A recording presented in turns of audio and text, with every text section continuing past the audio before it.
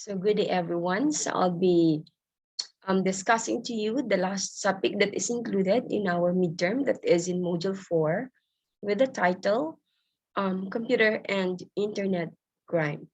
So before we really discuss on this topic, so let's have first the objectives. We have here four. First is to identify the different computer incidents which are so prevalent, discuss the different types of exploits, enumerate and define types of perpetrators, and the last one is discuss the different steps to implement a trustworthy computing environment. So let's start by answering the question, what is computer crime all about? So when we say computer crime, this is also called as cyber crime. I know that you are familiar with this cyber crime. So we hear those words, even though you are watching TV or you read this in your wall in Facebook. So computer crime is any crime committed with the help of computer. As long as that crime use computer, so that is considered a computer crime or cyber crime. So more specifically, it entails an ever-growing series of categories detailing specific wrongdoing facilitated by a computer. As long as that crime is committed with the use of computer, take note, it is called computer crime or cyber crime. So we have here the overviews. So in the early decades of modern information technology or IT, computer crimes were largely committed by individual disgruntled and dishonest employees. So we cannot avoid that there are employees dishonests or even committed a crime through the use of computer. So as the internet increased or access to increasing numbers of systems worldwide, criminals use unauthorized access to poorly protected systems for vandalism, political action, and financial gain. Sometimes there are employees who bring their other work or other source of income, for example, working with invitation or programs, they bring it in the office. And then dyan ang obrahan to have an extra income. So what are the different categories of computer crime? So we have here the three: computer viruses, denial of service attack, and then the malware. So let's start with computer virus. You're also familiar with this because there's a lot of viruses that we encounter not only in our laptops, in our computer, but the same thing happened through the use of our phone. So computer virus is a computer program that can replicate itself and spread from one computer to another.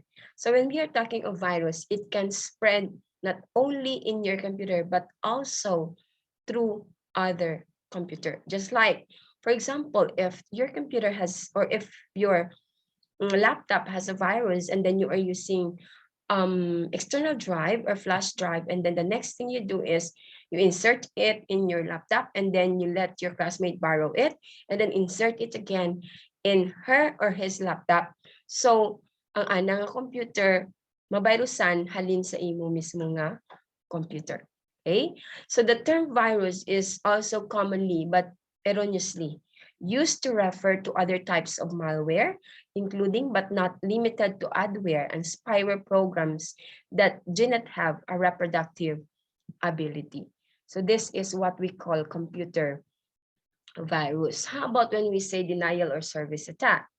So we have here the term as DOS attack or the DDoS attack, or the denial of service attack, or the distributed denial of service attack. So this is an attempt to make a machine or network resource unavailable to its intended user. For example, last day or yesterday, you've been connected with that network, but then the next day that you are going to connect again, hindi rin connect because of the DDoS attack being done with your PC or with your laptops. So although the means to carry out or motives for and targets of a DOS attack may vary. So it generally consists of the efforts of one or more people to temporarily or indefinitely interrupt or suspend services of a host connected to the internet. Basta it refers to your network, or it refers to how you connect with the internet. So may problem na hindi ka makakonect, that's the use of denial of service attack. How about malwares? Sometimes we encounter this if we are using your laptop.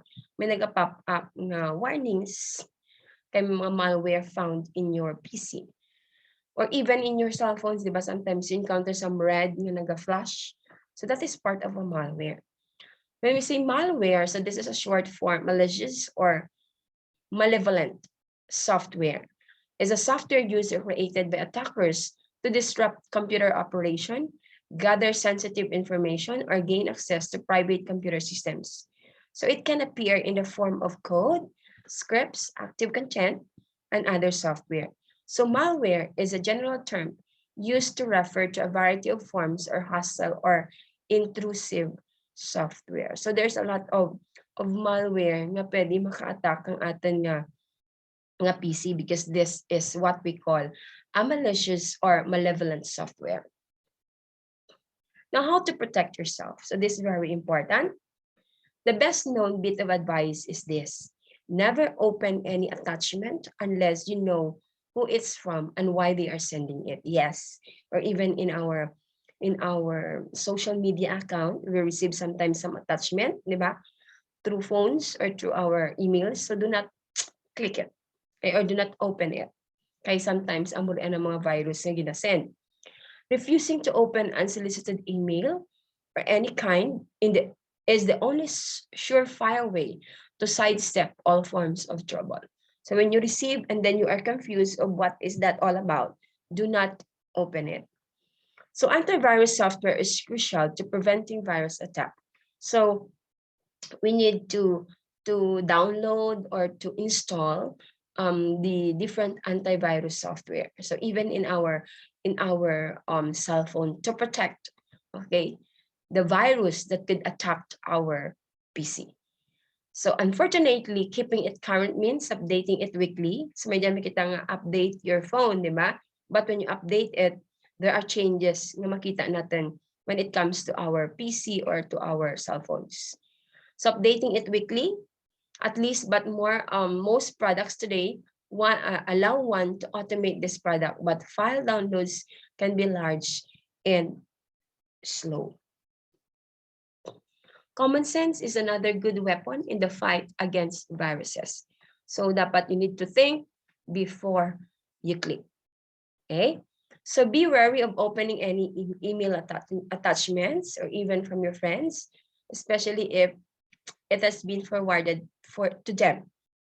Set up your antivirus product so that it automatically scans incoming email and avoiding email software that allows automatic launching of attachments. And if all of this sounds like a lot of work, so there's always trade-off between ease of use and security, but the extra time you spend updating your antivirus software now will save you hours of time and buckets of frustration later, because if you will not protect yourself, so you will encounter some problems. So prevention of computer crimes.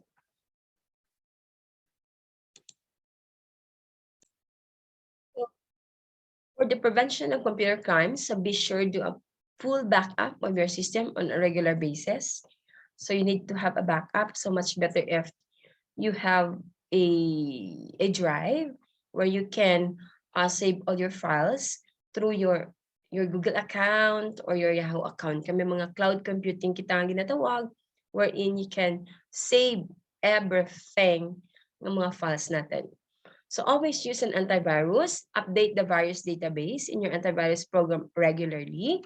So on a PC, change the CMOS setting of your boot up process from booting first on a drive, Fluffy, and then on the C drive to just booting on the C drive. So if we are saving our files in our laptop, so much better nga i-save natin sa C o kung sa D. Okay? And then you should know the only way a virus spreads it by launching an infected file or by booting an infected disk. So dapat scan again kung may mga virus na ma-encounter. Okay, and you need also to use an updated antivirus program. Next is net crime. What is net crime or an internet crime? So refers to a criminal exploitation of the internet. Siyempre, when we're talking of computer crime, it refers to the use of computer, di ba? But when we are talking of net crime or internet crime, it's a criminal through the use of the internet. Or even right now, not only with the internet, or even they can use your cell phone number, di ba, to have that crime. Crime on the net takes many forms, including hacking, viruses, fraud, scams, money laundering, industrial espionage, prostitution, certain forms of gambling, drug use, drug smuggling, suicide assistance, defamatory allegations, cyber stalking, cyber terrorism, and then actual terrorism. So these are the example of the crime through the use of internet. Mga basic pa lang the class. Duro pa dyan kara ang mga samples of the crime committed through the use of internet. So what are the categories of net crime? So we have here hacking, viruses, pirating, illegal trading, cyber terrorism, and then also we have the pornography. So we have here the first, hacking. Okay, so you heard the news that there are people who hack the account of the bank, hack the account of one of the government agencies, di ba? Or there are people nga mga hacker nga amo rin ubranan da to earn money. Okay, para hulas lang kananda ang kwarta, so they simply hack the account, especially the site of the bank. So in hacking can take several forms: accessing, entering a network which is intended to be private. Yeah, it's easy for them to access the network of the for example the bank or the government. So defacing, changing the content of another person's website. So hulas lang kananda mag-change what would be the content of the site of that organization. Hijacking, redirecting elsewhere anyone trying to access a particular website. So hijack kari ang pagtawag. Bombing, overwhelming a site with countless messages to slow down or even crash the server. Okay, nagka-problema ang server. So that is what we call bombing. Denial of service, running a program which sends thousands of requests to a site simultaneously, frequently from more than one source, so that the relevant service slowdowns considerably or preferably. Mambalansan nga ay may problema sa ating nga program, which is gin-attack to gali ang what we call denial of service. The viruses. So this includes the virus, the worm, and then the Trojan horse. So we have discussed what is that virus. How about the worm? So this is similar to a virus but does not attach itself to files or programs in a computer. So this leaves it free to spread through a network on its own. Okay? Amura na ang worm. Mas spread na but with the use of a network. So tingala ikaw nagahang ang mga laptop or need nga i-reformat or even the use of your cell phone kay may worm ring galing nga virus nga naka-attack. So Trojan horse, so this is a program that performs malicious actions while pretending to do something else. It is similar to a virus but does not try to reproduce itself. When we say Trojan horse, sa virus na it transfers from one unit to the other. But when we say Trojan horse, diyan lang kita natanda sa imo nga computer or sa imo nga PC. Nga hindi ta na maka-transfer, maka-spread from one to another. Now, pirating.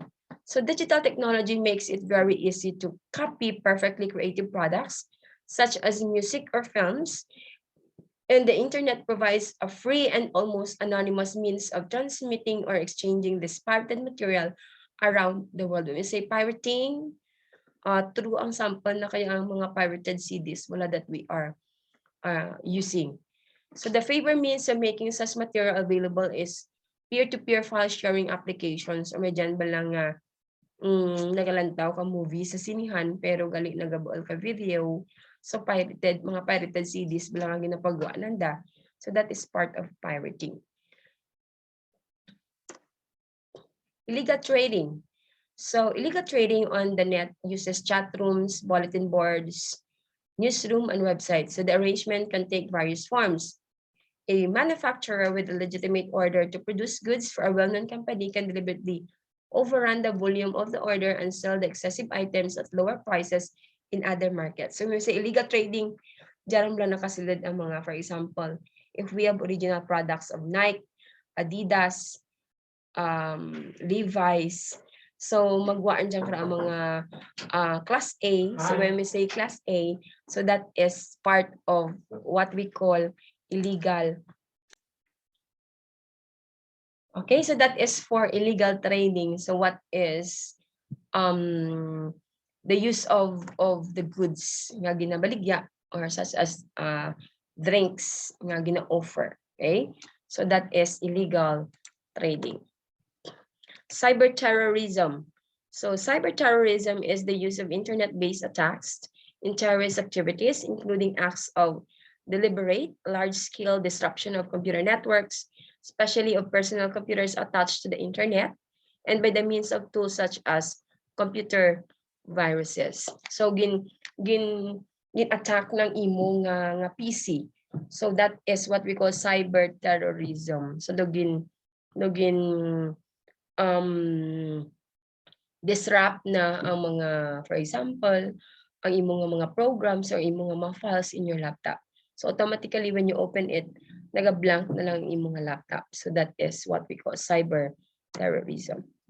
Pornography, this is very rampant, especially to young or the children, okay, in this generation. So internet pornography is a pornography that is accessible over the internet, primarily via websites or peer-to-peer file sharing. It's easy for the children to send videos from one to another. Like it's easy for them to visit the sites of pornography. Okay, so this enables also people to access pornography more or less anonymously and view in the comfort and privacy of their home, especially if you have a very fast internet connection at home, and then you have the PC. So it's easy for the youngs to check on the site. So that is why as parents also we need to check the activity of our children. Prevention of net crime. So we have here, install spyware and antivirus software, turn on your firewall, monitor the websites your children to go, talk with your children about online predators, go to the, or even those nga may mga libayan bala. So you can talk with them and then you need also to check what they are doing even though they have their phones. So lang tawag natin kung diin nga sites ang nagaagdo. And then secure websites when purchasing items online and giving credit cards numbers. Especially, batian natin sa news nga si nanay na is para purchase ka mga items sa Shopee or Lazada, and then na-notice na rin nga may nag-abot nga item nga wala ta na nag-order, which is ang nag-order gali ang anang nga bata. Okay, so dapat check it natin and always. Report suspected internet crimes. So kung may mga na-notice kita about the internet crimes or computer crimes, you need to report it. Okay? Kaya later on basikon kita ang balikan. So next is exploit. So this is an attack on an information system that takes advantage of the particular system vulnerability. So this is also an attack, okay? An attack with the use of mga text or with the use of different information, or sometimes we receive an email in our account like this or like that. So that is exploit. So what are the types of exploits? We have the viruses, the same thing, kaina, worms, Trojan horses, okay, and then the bootnecks. So when we say bootnecks, so this is frequently used to distribute spam and malicious code. Is may gina-receive kita sa atin nga email nga mga makita natin sa atin bala nga spam nga you won or even through our cell phone, di ba? Ang tawag kara is bootnecks. Rootkits. So this is a set of programs that enables its user to gain administrator level access to a computer without the end user's consent or knowledge. So attackers can use the rootkit to execute files, access logs, monitor user activity, and change the computer's configuration. So may dyan makita nga gina-download na ang mga files natin through our PC or maman-an what's inside our computer. So that is through the use of what we call rootkits. The symptoms of rootkit infections. The computer locks up or fail to respond to input from the keyboard or mouse. Sa kayatan na class, it's easy for the people to know what would be your what you are doing with the use of your PC kay may mga apps na ka nga ginagamit. Okay? So the same thing happened when I was studying my master's degree in UP, that our instructor or our FICS instructor is checking what we are doing in our laptop. So man ana kung ano ang ginaobra naman, ano ang gina-open naman, especially if we are having our quiz or whether we are only answering the quiz or we are using the Google. Okay? So they are using a simple apps to access the computer of other people. Okay, so the screensaver changes without any action on the part of the user. The taskbar disappears. The network activities function extremely slowly. Siyempre, if na infected rin ta naka rootkits, so your network will slow. So we have your spam. So this abuse of email systems, kasi may gina-receive kita, dito lang natin makita sa spam. To send unsolicited email to large numbers of people, and most spam is a form of low-cost commercial advertising, sometimes for questionable products such as pornography. Yeah, amo yung kasi ma-receive natin bala. Kay even me before, may na-receive ako, that is why nga you need to change the password, di ba? Or sometimes you need to deactivate first your account to stop that. So a partial solution to this is the use of CAPTCHA. That is why sometimes when we are opening our email, may gina-require ta na nga completely automated public Turing test to tell computers and humans apart. Ang baya may include, you need to type there the big letters or a number, combination of that, to ensure that only humans obtain free account. So mostly ang ginagamit natin if we encounter some emails in our spam. Phishing. So this is an act of using email fraudulently to try to get the recipient to reveal personal data. And in a phishing scam, con artists and legitimate looking emails urging the recipient to take action to avoid the negative consequences or to receive a reward. For example, wala man ikaw tigin intrahan. Wala man ikaw nag-join sa ano to, pero may na-receive ikaw from this company, you won this one, di ba? So that is part of phishing. So may ginatawag makita nga spear phishing.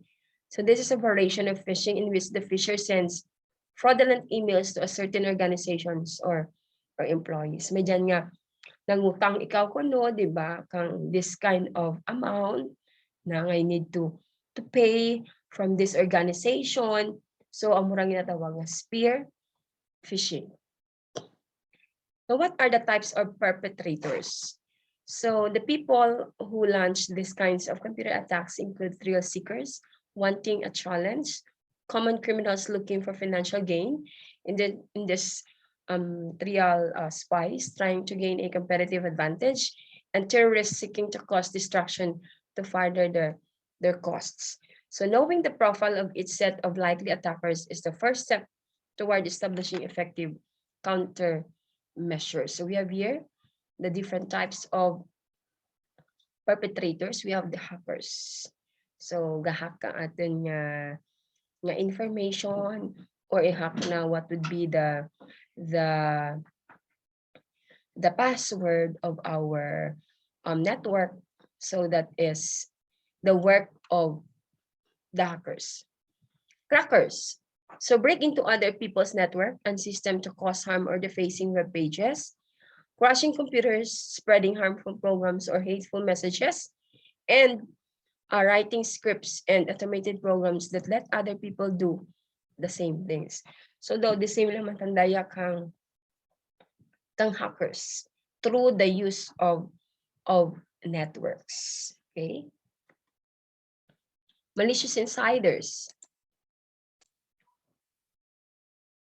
Okay, we have here the malicious insiders. So this is gain financially and or disrupt companies' information systems and business operations. So kung may business ikaw, you will encounter mga malicious insiders, or this includes fraud, okay, in the form of collusion or cooperation, or this is between an employee and an outsider. So for example, may taho gali nga ginasarigan mo, which is an asset of other company.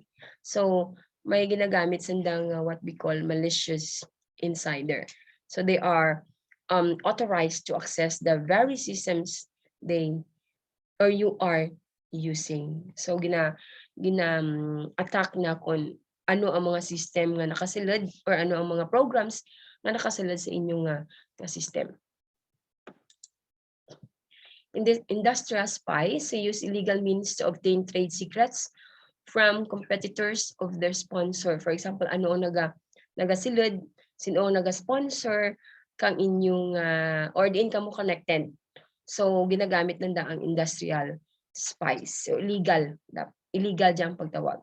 Competitive intelligence uses legal techniques to gather information that is available to the public. So participants gather and analyze information from financial reports, trade journals, public filings, and printed interviews with company officials. So kapangita sa kang tao to be competent, okay, or pagkapangita sa mga intelligence persons na gamitin nanda, okay, to gather information that is available to the public. And then last is we have the cyber criminals. So these are motivated by the potential for monetary gain and hack into corporate computers to steal, often by transferring money from one account to another. So amo dyan hindi natin ma-avoid in a company or an organization nga nagalugi ang company because of cyber criminals. Nga syempre there are people nga they want to get rich, so they get money from the company they are working and transfer it to their account. Okay, so these are the types of perpetrators. Now we have activism and cyber terrorists. Okay, when we say activism, so this is a combination of words. Hacking and activism is hacking to achieve a political or social goal. So mostly when we say hacking or hack, ang ginahack naman ka is the system or the network. Cyber terrorist or maginatawag kita kay nga cyber terrorism. So these attacks against other computers or networks in attempt to intimidate or curse a government in order to advance certain political or social objectives. And then implementing trustworthy computing. So this is a method of computing that delivers secure, private, and reliable computing experiences based on sound business practices. Anya ito na ginagamit in a business. So we have here the example, the Microsoft has 4 pillars of trustworthy computing. And when we are talking of computer or internet, ang mostly lang related is the what we call Microsoft, kundi lang start ang information technology. So this includes the 4 pillars, the security, privacy, reliability, and then the business integrity. Okay. Risk assessment is the process of assessing security-related risks to an organization's computer and networks from both internal and external threats. So may diyan kita nga risk assessment. So you need, as a owner or as a person, you need to take a risks as long as that is related to computer. Now, establishing a security policy, so this defines an organization's security requirements as well as the controls and sanctions needed to meet those requirements. So, syempre, you need to be secure. There is a policy na maging secure ang employees, maging secure ang system, or maging secure ang mga accounts being used by the organization. Okay? So that this is all for the module 4. So I hope that you learned something again with this topic. And this will be the end for our midterm topic. So to everyone, thank you very much and have a nice day.